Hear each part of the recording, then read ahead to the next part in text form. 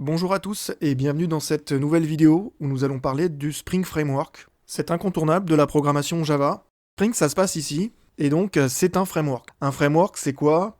Un framework, c'est un cadre, une base qui nous permet de ne pas avoir à réinventer la roue à chaque nouvelle application. Spring, c'est très connu, vous l'utilisez certainement, c'est très complet, et on peut aussi un peu s'y perdre. Le Spring Framework, il pose les bases pour tout ce qu'on va construire par-dessus. Donc si on maîtrise les bases, on a toutes les clés pour que tout le reste soit facile. Les fondations, c'est ce dont on va parler, mais avant, on peut faire un tour sur le site officiel. On voit que Spring, c'est constitué d'un certain nombre de projets, un bon nombre de projets. Les projets qui sont mis en avant, ce sont Spring Boot et Spring Framework. Spring Framework parce que c'est les bases, et Spring Boot parce que c'est l'extension des bases, c'est la couche par-dessus. On voit aussi d'autres projets qui sont mis en avant, comme Spring Cloud, Spring Data, Spring Intégration, donc on ne parlera pas de tous ces projets-là, mais en connaissant les fondamentaux de Spring, on n'aura pas trop de difficultés si à un moment donné, on a à s'y intéresser. Ce qui va nous intéresser, c'est donc le Spring Framework qui est en version 6.2.5 aujourd'hui.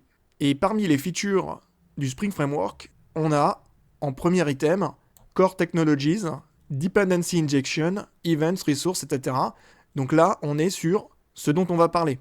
Le Spring Framework, il inclut d'autres éléments pour le test, pour de la gestion de données type JDBC ou XML, le framework Spring MVC et Spring Webflow, ainsi que d'autres éléments d'intégration.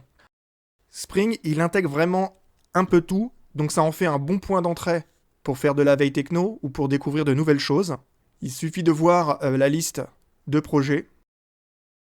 Dans cette liste à gauche, ça parle d'IA, de Kafka, de LDAP, de Vault, de plein de choses, Spring Security et bien d'autres. Bien entendu, avec Spring, qui est vraiment très complet, il y a un risque de se sentir un peu emprisonné et d'uniquement penser tel que Spring le voudrait. Il faut être capable de faire la part des choses et de savoir jusqu'où on a besoin de Spring, jusqu'où il nous est utile et à partir de quand on en fait trop et où ça devient plus une contrainte parce que tout ce qu'on va intégrer, il faudra le maintenir, il faudra le monter de version au fil du temps, il faudra le comprendre et tout ça, c'est pas rien. Si on revient sur le Spring Framework et sa page d'accueil, on peut lire la description du projet, on trouve également la documentation de référence, on a aussi une vision type roadmap. Vous trouverez des vidéos qui sont vraiment pas mal au niveau de ce menu Academy Courses. Vous avez ce tutoriel Spring Framework Essentials, dont je vous fais un résumé là, plus ou moins, qui est vraiment très bien fait et qui est prévu pour se faire en moins de 9 heures. Mais 9 heures, c'est déjà pas mal. Après ce tuto, vous avez Spring Boot. Il n'y a pas un très grand nombre de cours, mais ils sont vraiment plutôt pas mal. Alors c'est parti pour le Spring Core. Mais avant de parler des concepts clés de Spring, je vous explique comment on va procéder. Mon idée, c'est de pouvoir explorer toutes les notions importantes de Spring, mais en écrivant du code.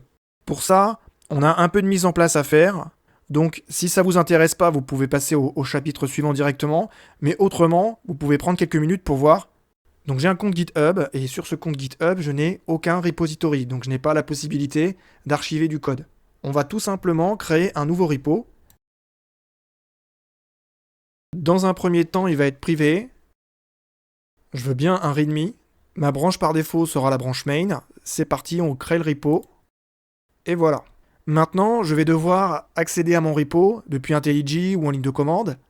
Et ce dont j'ai besoin, c'est un token. Le portail GitHub, moi, je le trouve pas dingue et pas forcément très clair. Donc pour créer un token, il faut aller dans ce menu-là, Settings, Developer Settings. Ensuite, on choisit le type de token qu'on veut. Moi, c'est Fine-Grained Tokens.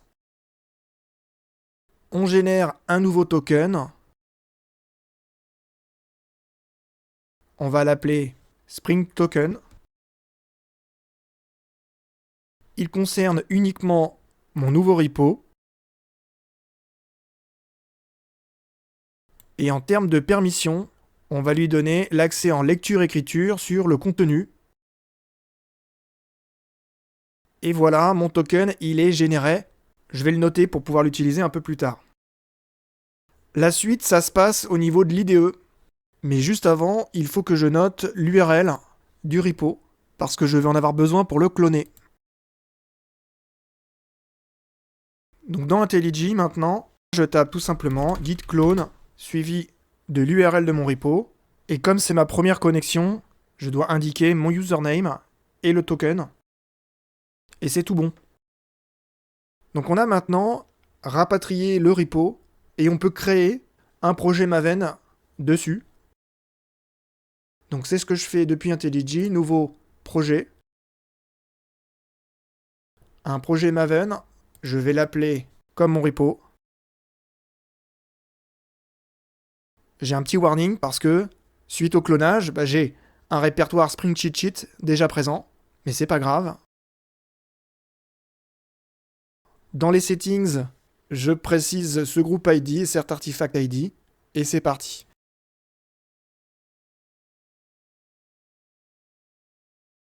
Par défaut, on est sur la branche main, donc c'est une branche un peu critique puisque c'est la seule branche qu'on a.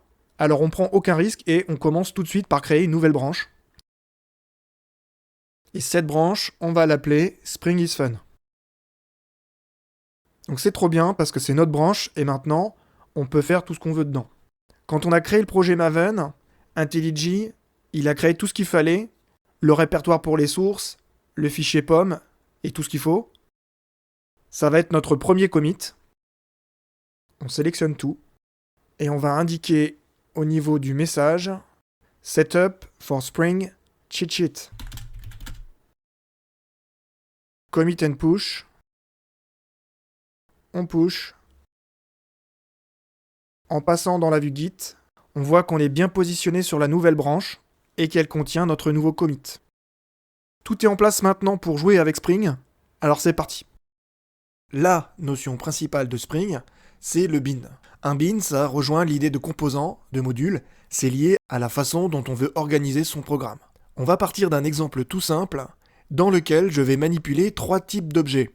Un calculateur, un agrégateur et une procédure que je vais un peu pompeusement appeler procédure complexe. L'implémentation de départ, elle va être très basique. La classe calculator, je vais appeler mes classes en anglais, la classe calculator, elle calcule la moyenne d'une liste d'entiers que je lui passe via un int stream.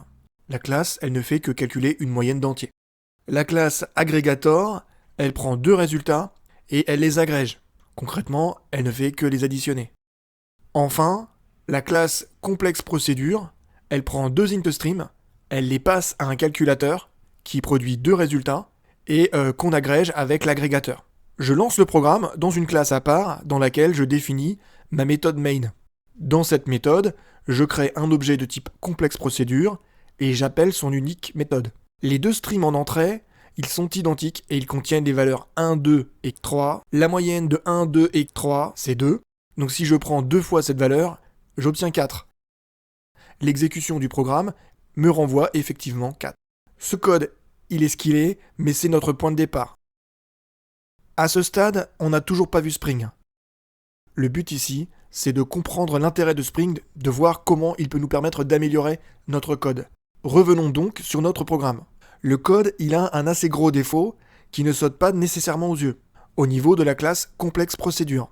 Avec cette implémentation, on n'a pas le choix pour le type de calculateur ou d'agrégateur, car c'est dans la classe complexe procédure elle-même qu'on les instancie.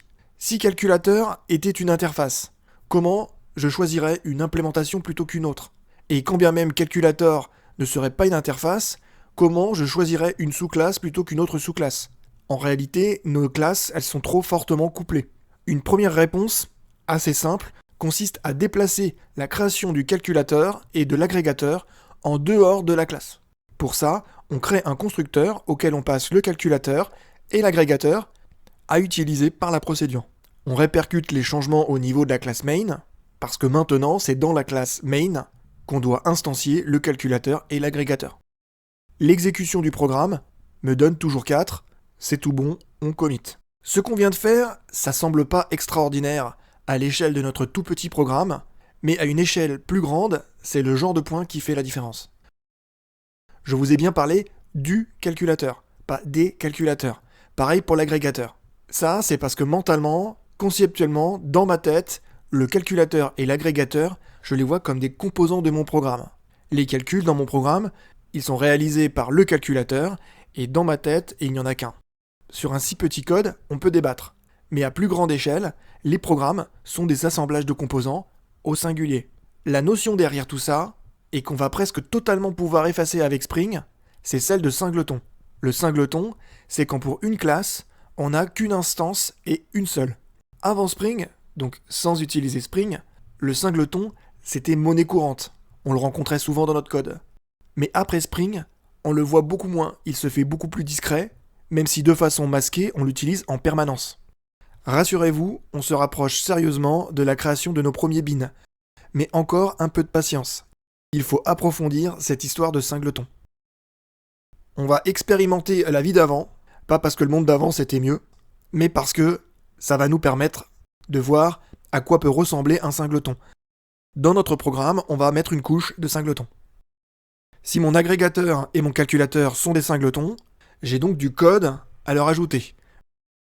Dans Calculator, je crée l'unique instance de calculateur qui sera utilisée par mon programme.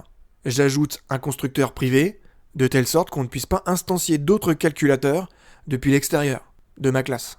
J'ajoute enfin une méthode getInstance, et c'est seulement par son biais que je pourrai accéder à mon singleton. L'implémentation d'un singleton, c'est plus subtil qu'il n'y paraît. Je vous renvoie à ma vidéo Java 56e jour de préparation à la certification Java, intitulée Le singleton. On rajoute ce qu'il faut pour transformer l'agrégateur en singleton. Pour exécuter le programme, on adapte le main, on récupère maintenant le calculateur et l'agrégateur à partir des méthodes getInstance. Heureusement, l'exécution du programme, elle me renvoie toujours 4. On peut committer. Avant de poursuivre, quelques remarques. Déjà, le code, on n'a pas spécialement eu l'impression de l'améliorer. En introduisant la notion de singleton, on a modifié nos classes en ajoutant du code qui n'est pas spécialement intuitif. Un constructeur privé, des méthodes statiques. On s'est dit aussi que la responsabilité de nos classes, ce n'est pas en tant que tel d'être des singletons, mais plutôt de réaliser le traitement pour lequel on les a créés. Donc calculer, agréger. Mais on peut débattre, puisque nos classes, elles ont également pour raison d'être de représenter des composants au singulier qui ne sont présents qu'en un seul exemplaire. Là, on est un peu limite vis-à-vis de mon principe fétiche, et du vôtre j'espère, qui est celui de la responsabilité unique. Si vous devez avoir un principe dans votre vie de développeur, c'est celui de responsabilité unique. Deuxième remarque vis-à-vis du code, on est toujours aussi rigide vis-à-vis du choix des implémentations de calculateurs ou d'agrégateurs, même si pour l'instant, à chaque fois, on n'a qu'une seule implémentation possible. Le seul calculateur utilisable, tel qu'on a codé, le seul type de calculateur utilisable, c'est celui qui est retourné par la méthode getInstance, point. Si on continuait sur du code à l'ancienne, on aurait certainement une factory, qui elle-même serait un singleton, et là, on sent tout de suite comment ça peut devenir rapidement assez complexe. Ça y est, c'est la fête, on est prêt à faire entrer Spring en jeu. Pour utiliser Spring, on va devoir ajouter les dépendances dont on a besoin dans le pom.xml du programme. Avec Spring Boot, le code que je vais écrire pourrait même être encore plus simple. Spring Boot, c'est ce sur quoi vous vous pencherez plus tard. Ce n'est pas vraiment le meilleur moment pour en parler, ce qui est sûr, c'est qu'après notre exploration des bases de Spring, Spring Boot, ce sera du gâteau. Donc c'est parti pour Spring. Alors avec Spring déjà, fini les singletons. On va le laisser gérer, on peut retirer tout le code qu'on avait ajouté au commit précédent. Mais tout ça, ça ne vient pas totalement gratuit. On doit s'arranger avec Spring pour lui dire de quel bean on a besoin. Les beans dont on a besoin, ce seront bien entendu mon calculateur et mon agrégateur. Et pour préciser ça à Spring, ce que je dois lui fournir, c'est une configuration. Cette configuration, ce n'est rien d'autre qu'une classe que j'annote par l'annotation standard configuration. À l'intérieur, je crée mes deux beans de cette façon, en utilisant la notation standard bean. J'ai des méthodes qui instancient mes beans et les retournent.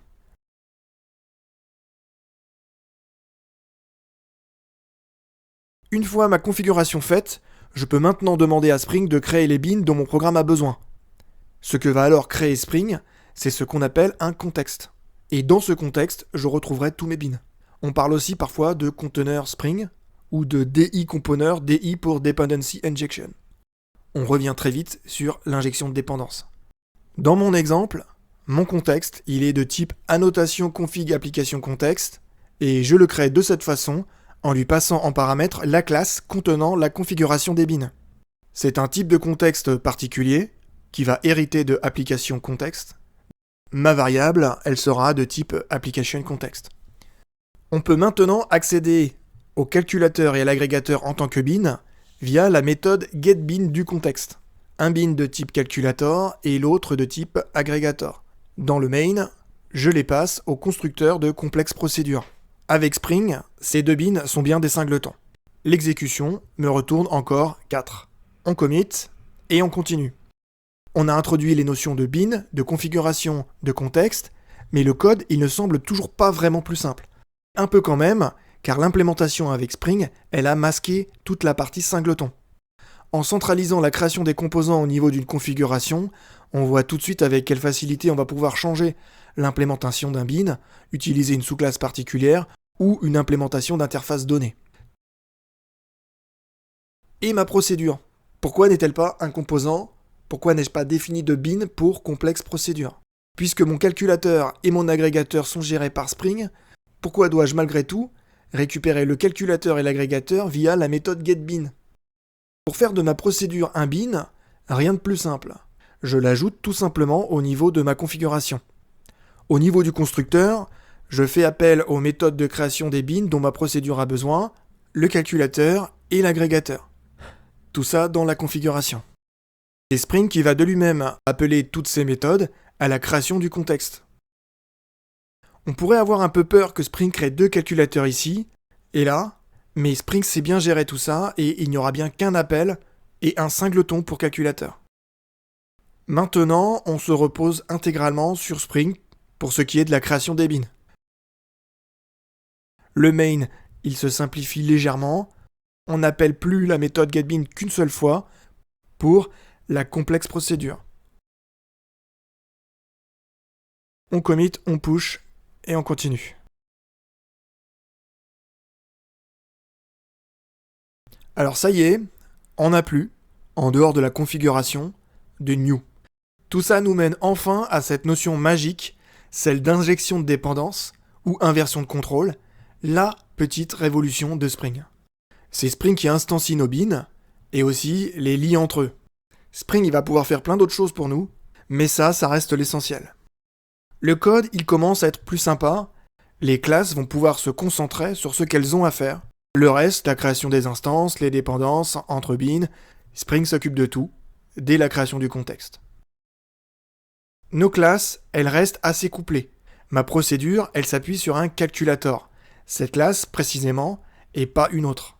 Pour être vraiment clean, on devrait utiliser des interfaces. Alors, on remet pas ça à plus tard, on y va tout de suite. Je vais créer pour chaque composant une interface. Ça va me permettre de découpler un peu plus ma procédure du type de calculateur et d'agrégateur utilisé. Ma procédure, elle a besoin d'un bin qui implémente l'interface calculateur et d'un autre qui implémente l'interface agrégateur et de rien d'autre. Au niveau du constructeur, j'indique juste deux paramètres, un de type iCalculator et l'autre de type iAggregator. Ce sera à Spring de créer ces bins dans les types souhaités, comme on l'aura indiqué en configuration. Un point d'attention, à partir du moment où Spring identifie par lui-même les bins en dépendance, les bins à injecter, que va-t-il se passer si j'ai deux bins qui correspondent ? Deux bins de type iCalculator par exemple. Ça, c'est un gros classique, mais facile à gérer. Facile à gérer car il génère une erreur dès la création du contexte. On en reparle juste un peu plus tard. Déjà, on commit push nos interfaces. Maintenant que notre implémentation, elle repose bien sur des interfaces, je peux plus facilement remplacer ou proposer de nouvelles implémentations pour mes bins. Je vais créer un nouveau calculateur et je vais l'appeler le Supreme Calculator. Suprême et pourtant il reste très simple, donc pas sûr qu'il mérite son nom.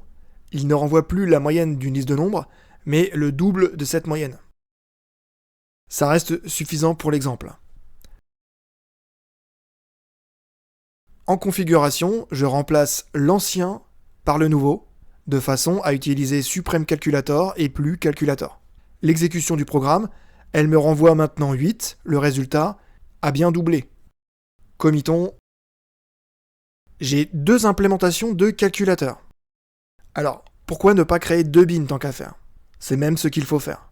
Donc, créons 2 bins, un classique calculator et un Supreme Calculator. Je fais en sorte que le calculateur utilisé par la procédure, ce soit le classique calculator. Que se passe-t-il si j'exécute le programme? Dans la configuration, j'ai indiqué explicitement à Spring qu'il devait utiliser le classique calculator. Le programme, il retourne bien 4. L'implémentation, elle n'est pas encore très souple. On préférerait que Spring puisse trouver de lui-même ce qu'il faut pour créer ses bins. Spring peut gérer tout seul. Il suffit d'ajouter des paramètres de type iCalculator et iAggregator à la méthode de création du bin iComplexeProcedure. Spring trouvera, lorsqu'il créera la complexe procédure, le calculator et l'agrégateur dont il aura besoin. On relance le programme. Le problème, c'est qu'à la création du contexte, on a maintenant une exception No Unique Bin Definition Exception, Expected Single Matching Bin but found to Classic Calculator, Supreme Calculator. Donc, Spring a 2 candidats pour le calculateur et il ne sait pas lequel choisir. Le souci, il se pose donc à la création du bin de type iComplexeProcedure. C'est bien Spring qui injecte les dépendances, mais pour la dépendance de type iCalculator, il ne sait pas comment faire. Alors comment on fait? Je ne vais pas répondre tout de suite à cette question, on reviendra dessus plus tard. Pour s'éviter le problème, on va retirer le bin procédure en configuration. Et comme ça, on va pouvoir se concentrer sur nos 2 calculateurs. Parce que ce qu'on va faire là, c'est creuser la notion d'injection de dépendance. Maintenant qu'on n'a plus de procédure en configuration, pas d'erreur si j'exécute mon programme. Le contexte, il peut être créé sans souci. Spring ne rencontre pas de souci d'injection de dépendance. En revanche, si j'essaie de récupérer un bin de type iCalculator.class sans plus de précision, Spring il m'envoie bouler, avec la même erreur que précédemment. Et pour la même raison. Heureusement, je peux récupérer un bin en précisant son nom et son type. Le nom d'un bin, créé comme on l'a fait, c'est tout simplement le nom de la méthode qui l'instancie et qui est annoté par bin. On a d'autres règles qu'on va voir plus tard. Pour récupérer un bin calculator, je peux aussi n'indiquer que son nom. Si son nom est suffisant, je récupère maintenant le classique calculator. On commit. Notre commit, il servira à illustrer les différentes façons de récupérer un bin via getBin et à discuter de la façon dont on peut gérer plusieurs bins du même type. Pour autant, pour la suite, on n'a plus besoin de tout ça, et on voudrait bien récupérer notre bin complexe procédure. Alors, on revert, et on continue. Avec Spring, on va pouvoir gérer plusieurs configurations. Je vais par exemple pouvoir splitter ma configuration en 2, pour regrouper dans une configuration séparée mes calculateurs. Je crée la nouvelle configuration, et je l'appelle MyCalculators Configuration. Si je lance le programme, il ne trouve plus mes calculateurs. Pour pouvoir utiliser ma nouvelle configuration, je dois la référencer dans MyConfiguration via l'annotation import. L'annotation import, elle peut aussi recevoir une liste de configurations, pas nécessairement une seule. Si je relance mon programme, il ne fonctionne toujours pas. Toujours pas car j'ai toujours un conflit de bins avec mes 2 calculateurs. Pour résoudre le souci temporairement, on va commenter l'annotation bin au niveau du bin Supreme Calculator. Ce qu'on aurait pu faire aussi, c'est ne pas utiliser d'import et passer 2 configurations à la création du contexte, comme ici. On commit et on continue pour parler de configuration implicite et de stéréotypes. Je vous ai montré comment on peut créer une configuration, y définir des bins ou encore importer d'autres configurations. Mais on peut faire encore mieux, encore plus simple. Ce que je vous ai montré, c'est la configuration explicite des bins avec des méthodes qui créent les bins et que Spring va utiliser pour créer son contexte. Mais les bins, on peut aussi les définir implicitement. Enfin presque. Pourquoi presque? Parce qu'on a quand même quelque chose à faire. On doit annoter directement les classes qu'on souhaite utiliser en tant que bin. C'est parti. Déjà, on annote Aggregator, Calculator, complexe procedure, mais pas suprême calculator pour des raisons qu'on verra plus tard. On les annote avec l'annotation component. Ces classes, ce sont toujours des classes, mais ce sont aussi des composants au sens Spring. L'annotation component, c'est ce qu'on appelle un stéréotype. Un stéréotype, c'est un type de bin prédéfini par Spring. Les stéréotypes sont parfois équivalents, on choisira juste celui dont le nom est le plus parlant. Dans mon code, je pourrais, sans que ça n'ait aucun effet, remplacer component par service. Après avoir annoté nos classes, on revoit la configuration. Déjà, bye bye myCalculators configuration, on n'en a plus besoin. Ensuite, on vide myConfiguration, puisqu'on n'a plus de bin à y définir. Dans notre cas, bien sûr, on pourrait très bien mixer les deux approches, avoir de la déclaration implicite et de la déclaration explicite en même temps. Il manque encore un petit quelque chose. En l'état, si ma configuration n'indique rien, comment Spring va-t-il s'y retrouver pour trouver nos bins ? En fait, il ne peut pas y arriver. Il lui faut un petit coup de pouce, en plus des annotations. Ce petit coup de pouce, c'est l'emplacement des classes où il peut trouver des bins. Pour ça, rien de plus simple, j'utilise l'annotation component_scan. J'indique le package dans lequel Spring va pouvoir aller fouiller. Et pour notre programme, ce package, c'est demo.spring.stuff. L'application, elle va s'exécuter toujours aussi bien. Et le code, il est encore un peu plus stylé. On commit et on continue. Revenons sur l'injection de dépendance. Pour créer le bin, procédure, et lui injecter son calculateur et son agrégateur, Spring n'a pas eu de problème. Il a su se débrouiller avec le constructeur de la classe et les bins présents. Pour indiquer qu'une injection a lieu, on aurait pu ajouter explicitement la notation AutoWired au niveau du constructeur. Dans notre cas, la notation elle n'est pas nécessaire car la situation est simple. Cette situation, c'est le cas d'une classe ne possédant qu'un seul constructeur, autre que le constructeur par défaut. Dans ce cas, AutoWired n'est pas obligatoire. Ajoutons un second constructeur à notre classe. Celle-ci aura toujours besoin d'un calculateur et d'un agrégateur, mais cette fois, il lui faudra aussi un nouveau composant, qu'on va appeler limiteur. Un limitateur qui permet de borner nos résultats sous une certaine limite. Si le résultat dépasse la limite, on le tronque et on remplace le résultat par la plus grande valeur possible pour un résultat. On code le limiteur tout simplement comme ça, et la limite c'est 2 en dur. C'est un composant, donc on l'annote component. Si j'exécute le programme, je m'attends à ce que le résultat soit tronqué et que le programme affiche 2. Et ce n'est pas le cas. Pourquoi ? Parce que j'ai placé AutoWired sur le constructeur à 2 paramètres qui n'utilisent pas le limitateur. Si je déplace AutoWired ici, au niveau du nouveau constructeur, et que je relance le programme,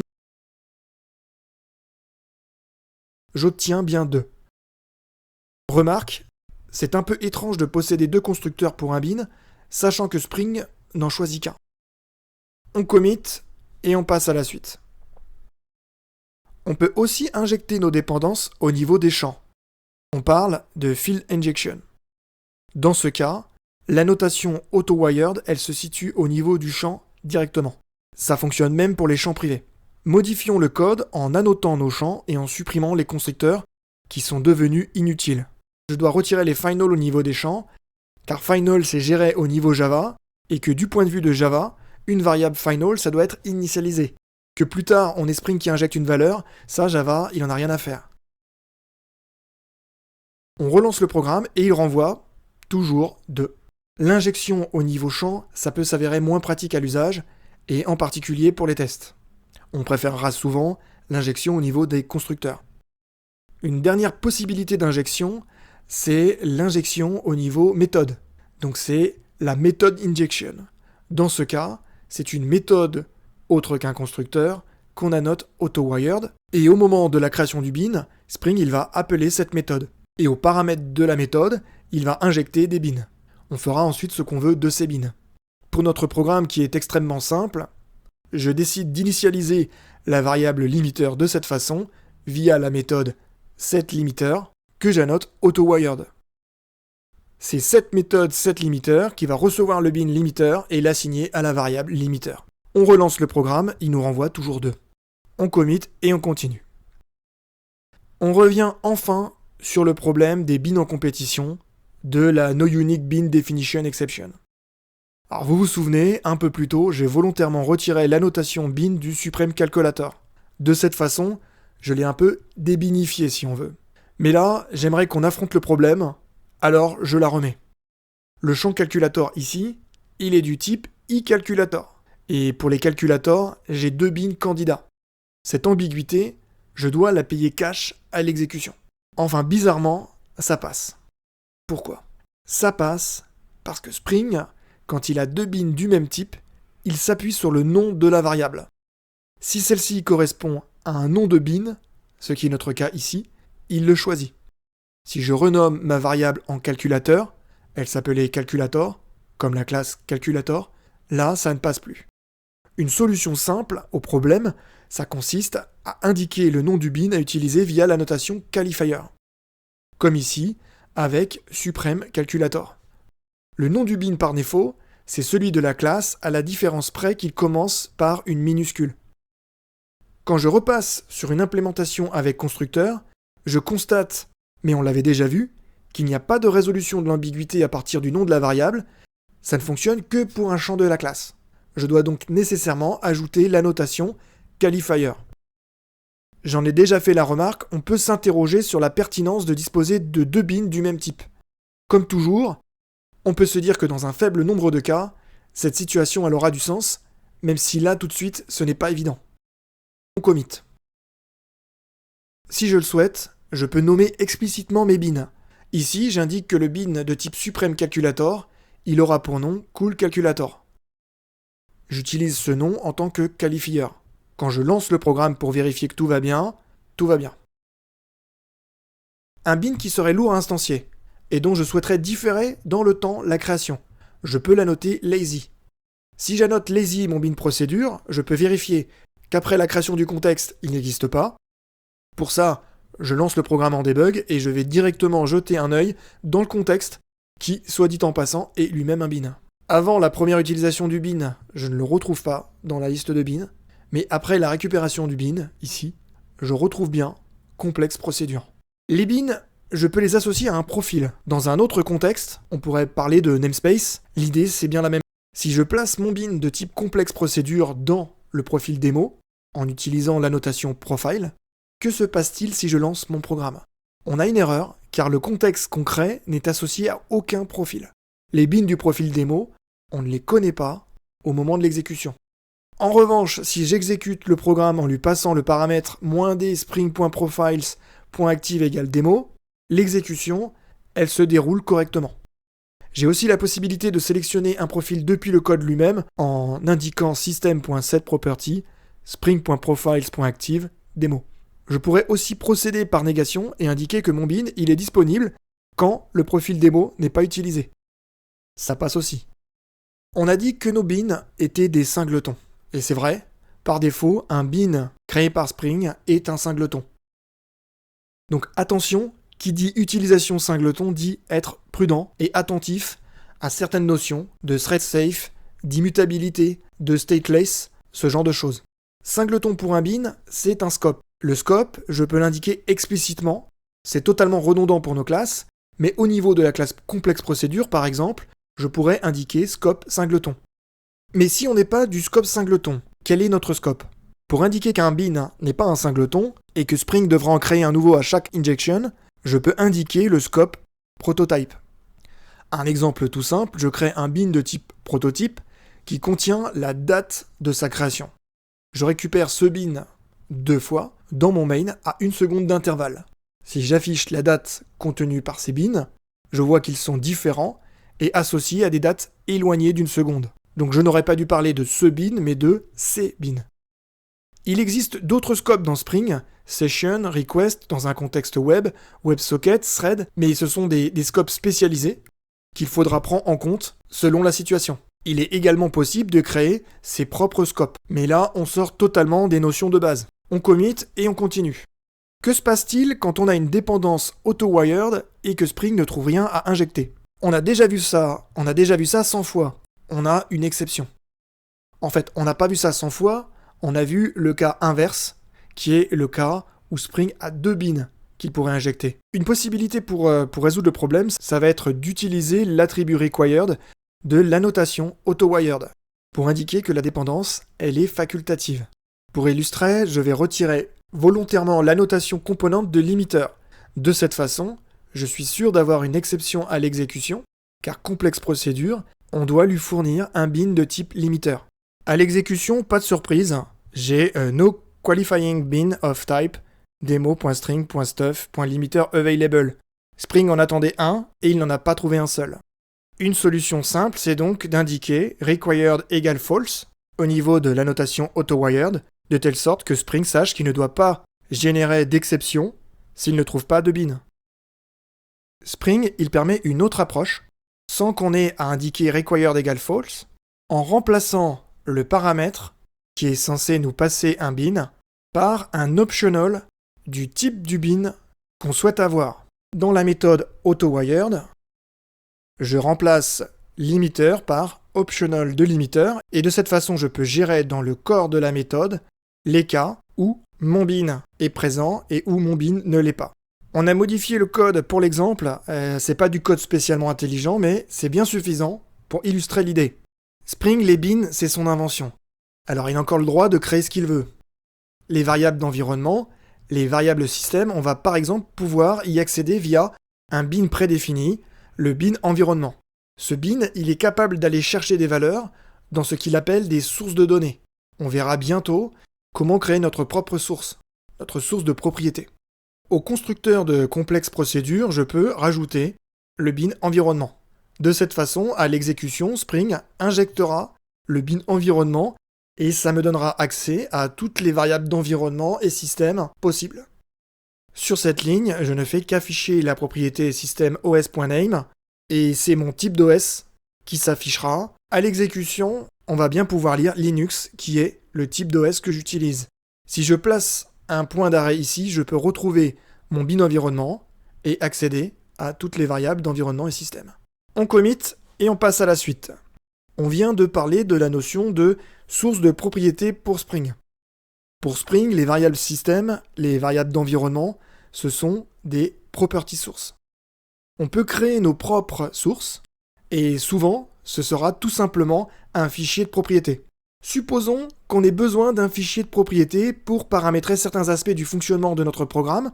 Je crée un fichier configuration.properties et dedans, j'ai une seule propriété, c'est un nombre magique, et ma procédure, elle en a besoin. Si le résultat de la procédure est égal au nombre magique, je vais l'afficher à l'écran. Pour pouvoir utiliser les données de mon fichier dans le code, je dois déjà le déclarer en tant que source au niveau de ma configuration. C'est pour ça que j'indique property source, classe pass de points, configuration.properties. Je peux soit référencer mon fichier via le class pass, comme je viens de le faire, soit directement à partir de son emplacement, relatif ou absolu, sur le disque. Les données de mon fichier sont maintenant accessibles via le bin environnement. Je peux donc y accéder comme ceci depuis le constructeur et l'utiliser dans ma méthode principale. Si on passe en debug, on trouvera bien une nouvelle source de propriété pour Spring. Passer par le bin environnement, c'est un peu verbeux. Spring, il met à disposition une annotation value qui permet d'injecter directement la valeur d'une propriété dans une variable. Cette propriété, il va aller la chercher dans les property sources. Dans l'annotation, j'indique une expression avec un dollar et des accolades. Et entre les accolades, j'ai le nom de la propriété. Je peux simplifier mon code en le réécrivant tout simplement comme ceci, @value, entre parenthèses, dollar, entre accolades, magic.number. Cette initialisation, elle a lieu après la création de l'instance. Je peux aussi indiquer une valeur par défaut en indiquant 2 points, la valeur par défaut, 2.9 par exemple. Elle sera utilisée si le paramètre n'est pas présent dans le fichier de propriété. Avec Spring, on a le Spring Expression Language, et ce langage, il nous permet d'écrire des SPEL expressions, donc des expressions au format Spring. Avec une expression Spring, on peut faire plus de choses qu'avec les expressions précédentes, où on utilisait le dollar. Cette fois, on n'utilise pas dollar, mais dièse. Et on peut faire beaucoup plus de choses. Appeler des méthodes, créer des objets par exemple. Dièse, ça porte sur des objets, c'est la grosse différence. Si je remplace dans l'exemple précédent dollar par dièse, ça ne marche pas. En revanche, si j'écris les choses comme ça, en m'appuyant sur le bin environnement, ça passe. Si je crée un bin qui génère des nombres à partir d'une méthode GenerateMagicNumber, je pourrais l'utiliser pour initialiser la variable d'un bin directement comme ceci. Value dièse magicNumberProvider.GenerateMagicNumber. SPEL, c'est utilisé dans Spring assez largement. Dans Spring Security, dans Spring Batch, ça reste à connaître. Tous nos bins, on les a annotés component. On aurait pu utiliser d'autres annotations équivalentes que Spring appelle les stéréotypes. Équivalentes, pas tout à fait, mais proches, on va dire. Même si ça n'a pas beaucoup de sens, j'aurais pu annoter mon agrégateur repository, mon calculator contrôleur et ma procédure service. Le code, il s'exécute toujours à l'identique. Si on affiche le code décompilé de l'annotation service, par exemple, on voit qu'elle se base sur l'annotation component. Je peux m'inspirer de ce code pour créer mes propres stéréotypes, par exemple. Là, je vais créer une annotation super, qui sera l'équivalent de service ou de component. Je peux ensuite remplacer service, ici, par super, et ça ne va rien changer à l'exécution du code. Jusqu'à présent, on n'a pas parlé du cycle de vie des bins. Les bins, ils vont être créés, initialisés, liés les uns aux autres. Ils seront aussi supprimés à la destruction du conteneur Spring.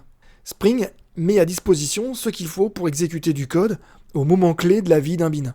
C'est ça le cycle de vie. On peut par exemple ajouter une méthode à exécuter après la création d'un bin, ou encore au moment de sa suppression. Des méthodes qu'on annote post-construct ou pré-destroy. Ces annotations, elles sont standards, et elles proviennent de la librairie jakarta.annotation-api, l'ex JEE. Si j'ajoute ces deux méthodes, je m'attends à avoir un message après la création du bin avec le post-construct, dans lequel j'ai ajouté un system.out, et un autre message à la destruction du bin lors de l'exécution de la méthode pré-destroy. Alors il se trouve que je n'ai qu'un message.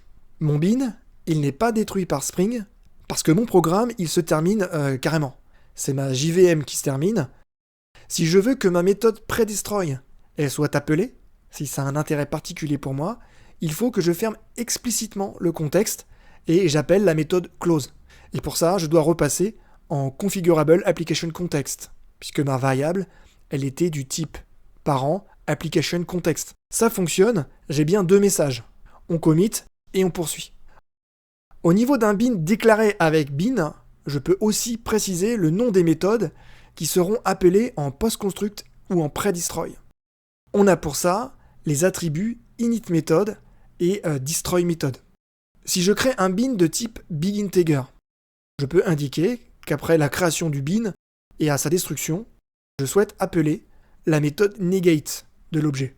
Bon, tout ça n'a pas beaucoup d'intérêt, mais ça montre comment ça marche. Et voilà, on est arrivé à la fin de notre parcours. Donc, on a pu explorer les notions essentielles de Spring. C'est vraiment le plus important. Et maintenant, vous pouvez passer à autre chose, à Spring Boot ou à vos propres projets.